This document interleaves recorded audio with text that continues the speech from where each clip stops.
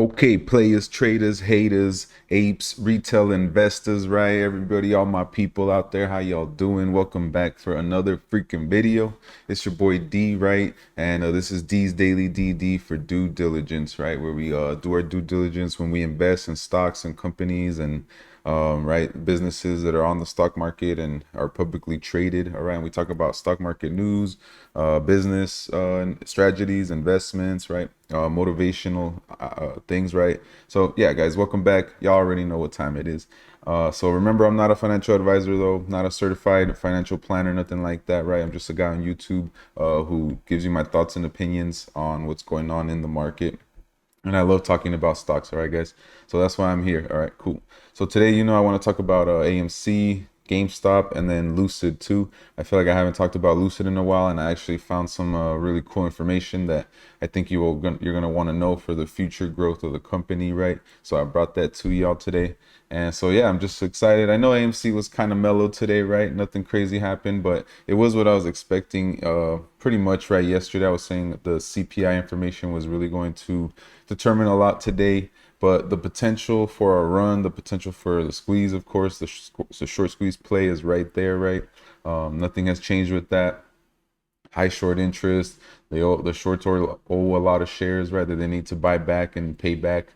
And remember, when they start covering, that's when we are going to see the price change, right? So if you're just a diamond hand ape, right, the day-to-day price action doesn't matter. But what I do want to stress is that the potential is there right now, right? So I've been saying, just if you can right now, you should buy shares, right? To push the price. We want the price to move above $20, all right, guys?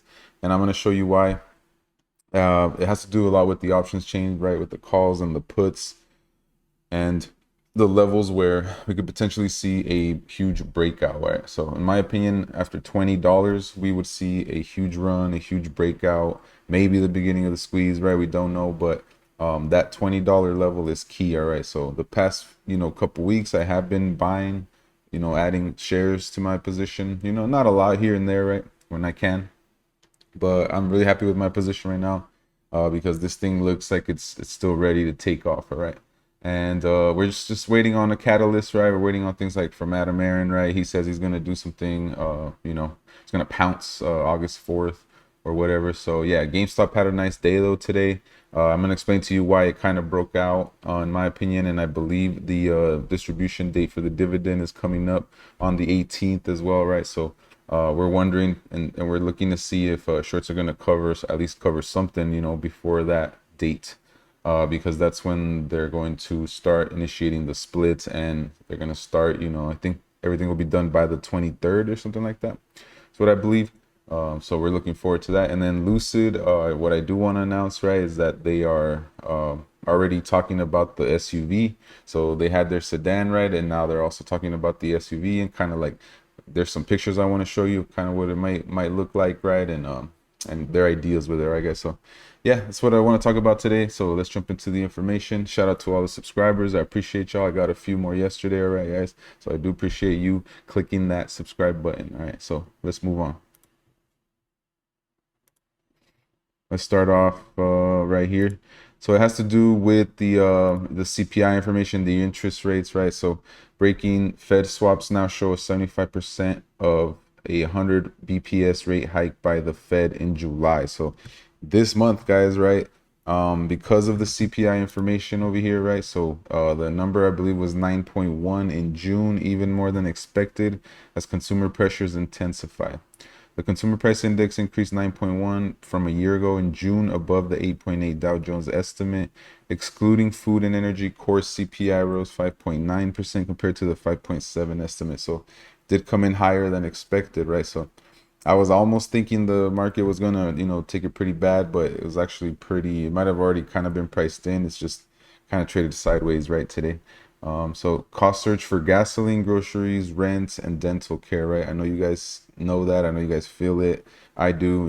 My rent just went up recently. The gas dropped a little bit, but that won't reflect the overall CPI and the overall inflation, right? Adjusted for inflation, workers' hourly wages fell 1% during the month and are down 3.6 from a year ago, all right? So if you want to read this, it's a CNBC, right? I'll put the link down below. There's some information, but it's just a lot of, numbers explaining why the inflation is so high. But we all know it's high, right? So let's move on to the AMC chart, guys. So something that's very important that just happened, something key, right? This green super trend finally popped up, right? And the reason I really, really like that is because if you go back to here, right, this was the last time that it flipped. And this, look at the run we had, right? So you had the same setup kind of, right, but we were underneath this this trend line. So once we were able to pass this trend line, or this resistance, we broke out, right? So that's what I'm paying attention to right now. We have 1, 2, 3, 4, 5 green days here pretty much in a row where we could see a similar action, right? We need volume to come in. Who knows, right? Tomorrow we might have a big push. Friday we could, but we want to see it go above 20. And the reason 20 is so big is because it's the major resistance line, right? So that would be the fourth test. All right, guys. So Adam Aaron has been talking about the number 4. It could possibly be referring to this as well, right? Because what I like is that, right? So you got 1, 2, 3 tests. So what usually happens on the 4th test, right? We break out. And that's what I'm paying attention to, guys, because it happened before in the same pattern that we're in, right? So I drew these same lines, right? Every single time I went back here, back here. And what happens when we reach the top of that zone? Watch. This is what happens, right? So you have the line right here. We're going in between. And then once you finally come and you get the green and you flip, you start running, right? And right now, where we're at right here in the pattern, right, in the schematic and the just the pattern that we're repeating, right? It's showing the same exact signs, or I guess so.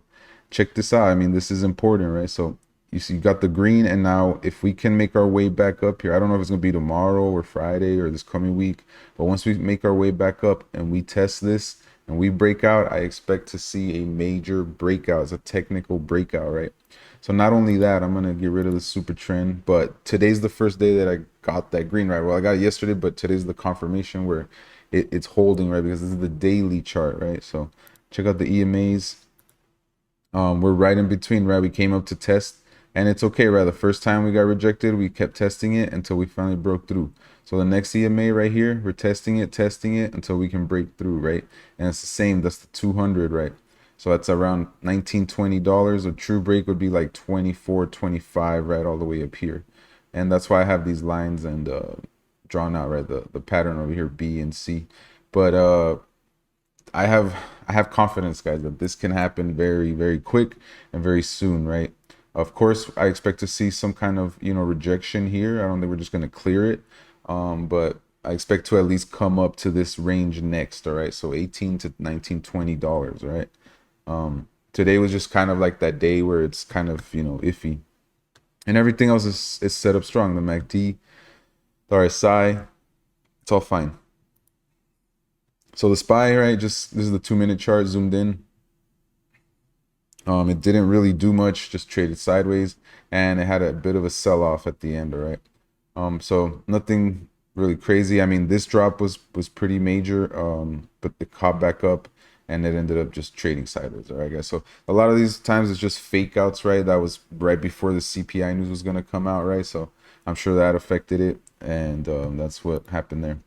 So right now we're looking at 73,000 contracts in the money for AMC, 350,000 shares left to borrow at 9.5%. And what I noticed here, well, first off is the calls, right? So we have the high ass volume. I mean, this is incredible. Right now's the time. If we can crack 20, I will explain again right now, but $20 by Friday, guys, would really give us a big push, right? Hopefully tomorrow, who knows, right? If it is possible, but we're barely winning. Got 73,000 versus 69,000 puts that are in the money. And yeah, there's still a lot of potential here, right? If we start to see a big gap up or big jump tomorrow or Friday, right?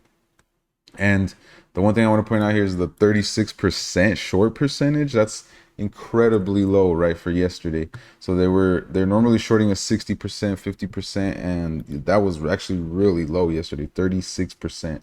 All right. So here's the Ortex data. We still got 136 million shares on loan. The 18.4 short interest. And then the cost to borrow has been dropping. That's what I don't like, because this was spiking to 20-30%, right? And it came back down now to 9-10-12%, right?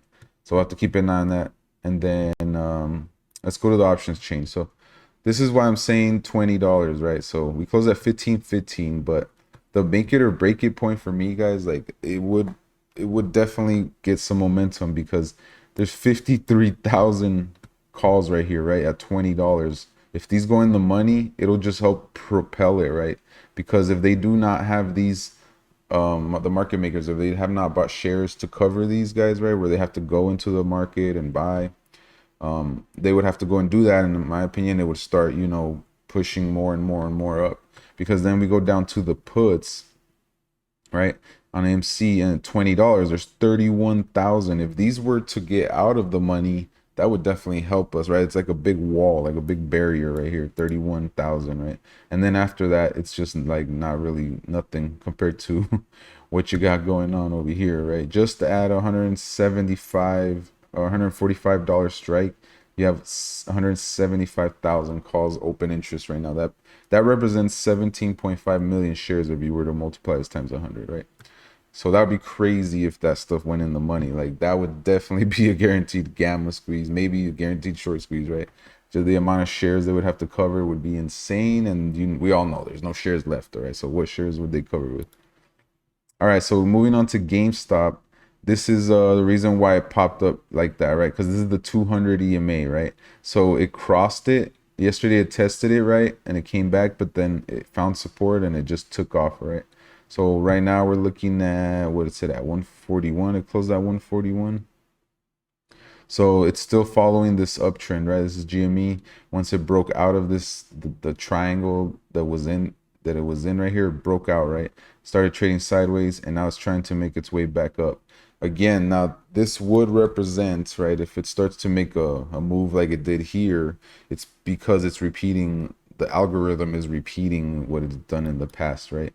And it's just that's what I'm keeping an eye on right now. It's looking, of course, bullish right now, but it keeps getting rejected. Like 150 is a major resistance, right? So you would need some high volume in order to cross the 150, but it's getting very close to that 150 price, right? So right here, as you can see, the RSI still good, still got room to run, all right? So still looking bullish to me, all right? And just look over this real quick. Oh, would you look at that? There was about 1,000 shares left of GME. They're gone, right? So zero, 45%. And let's go see how much they shorted. Same situation with them, right? With the calls, they have a lot of gas right here that they could start using if it starts really pumping tomorrow or the next day, right? So no, they still shorted 50% of it, right? 60% of it. All right, let's move on to Lucid, right? So check this out, guys. This is to me, this is new. I think this is freaking awesome. I've been excited. I still hold my Lucid shares, of course. I'm going super long on this, right? And as my goal right now is just to accumulate shares, all right, as time goes on. So Lucid going after Tesla Model Y with high volume SUV. All right, so at the recent Goodwood Festival of Speed, we had a chance to sit down with Eric Back or Batch, I don't know which one, the Senior Vice President of Product and Chief Engineer at Lucid Motors. Even though Lucid only had a couple of models on display, Batch was more than happy to discuss the brand's future. We were under the impression that the launch of the Lucid Air was done, so we're expecting to hear some news about Gravity. So Gravity is the name of the SUV, right, that Lucid will be putting out soon. According to Batch, Gravity is still 2 years away. All right, so we got about 2 years away. We are not done with the Air yet. We launched the Dream Edition, following by the GT. Now we're launching the GT Performance Edition with 1,050 horsepower and 446 miles of range. Right, so the Air is not just like one trim. It's the Air has different trims and different price levels. Right, so the car that they released. So check this out. This is pretty exciting. This is the first glance that I got at the SUV. So check this out. Looks like a four-door, right? Let's go look at the lights right here, right? So here's the Air in the front, right? They're kind of trying to make it look mysterious and whatnot. And then over here you get a top view, all right? So yeah, that's the first glance that I see. It's their electric SUV called Gravity. All right, and it looks like that's some pictures. So here it's just gonna go over some stuff. So they're going after the Model Y, the Tesla Model Y, as competition, right? And we basically this is what they did, right? So they basically conflated 9 different competitors into one vehicle. It outperforms them, outranges the electric variants, and it has more storage space. All right, so that's what I do like about Lucid, is that they're always trying to give you the most space possible. Um, they like to compare it to like Mercedes, right?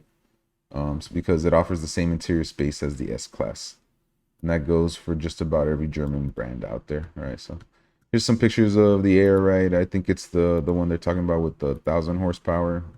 All right, there's the CEO of Lucid, Peter, I believe. So yeah, guys, I'll put this link down below, right? Of course, you could expect, long range, powerful batteries, high horsepower, quality, right? But their primary selling point will remain that it was the first to achieve a 500-mile plus rating by the EPA. Who travels more than 500 miles per day? Ask back, seldom, nobody, right? Very rarely. Cool, guys. So yeah, one day, right? This was cool. We could be looking at 3,000 to 4,000 horsepower in 3 to 4 years, right? In cars, right? In 3 to 4 years. While these kinds of high performance machines seem unnecessary, it's important to remember that they are the main driving force behind development. In order to get 4,000 horsepower, you need a small yet extremely energy dense battery. All right. So these guys know what they're doing, right? I do really like the company, right? So I'm looking forward to this SUV, right, and the sales, and I believe Lucid has a bright future. Also, check this out. It's gonna be the chart, right? So I've been in Lucid for a while. I have all these resistance and supports drawn out, and right now it's doing the same thing, right? So it's finally crossing as like AMC, right, and other tickers that are breaking out of this long downtrend. So it broke right here, and it's coming up to test the EMAs, right? So it's we'll see if it can support. It's been having a tough time at $20. Every single time Lucid tries to cross $20, it gets shot back down, right? So it's already happened multiple times here. 1, 2, 3, 4 or 5 times, right? Within the past few months. So yeah, I mean, it had a decent day. It was green a little bit, right? Got a nice pop, and then it just consolidated, traded sideways. But to me, the most bullish thing right now, right, would be to come and test the next EMA, right? Because we haven't seen these do much, right? It's been on a long downtrend. Once you got the cross here, right, it was just a huge downtrend. So eventually, right, what comes next, you start to get, I think it's going to be a while though, right, with the way the economy is and all that, but eventually, right, you're going to get a reversal, and you're going to start, making your way through these resistance that were once support, right? So it's had 2 major runs, right? But this is the price where it spends most of its time at, between $15-20, and then the next levels would be like $20 to $30, right? It's pretty comfortable trading in those ranges. So yeah, just like I said, I don't play calls or options on this right now. I'm just gonna be accumulating shares, right? So yeah, the chart's looking decent. If it doesn't get that $20 mark, if it gets rejected, well, it's going to come back down, and you have a strong support here at $17, right? So that's what I do like, right? That it always catches and it bounces right there, right? Cool, guys. So yeah, that's the video for today. Thank you for coming by. Hope you got some new information. To me, that's dope, exciting information for Lucid as well. So we'll have to see what happens tomorrow, especially. Like I said, right now is our chance. Right now we have an opportunity with AMC to see a huge gamma squeeze. These market makers have not accounted for these shares, right, for the calls that they sold. So it would start ramping up, guys. We need just some volume, some kind of, maybe if a catalyst came out, right, or if GME starts really running, of course AMC is gonna pick up with it. So yeah, guys, that's what I'm looking forward to paying attention to. So catch you guys in the next video. Peace out.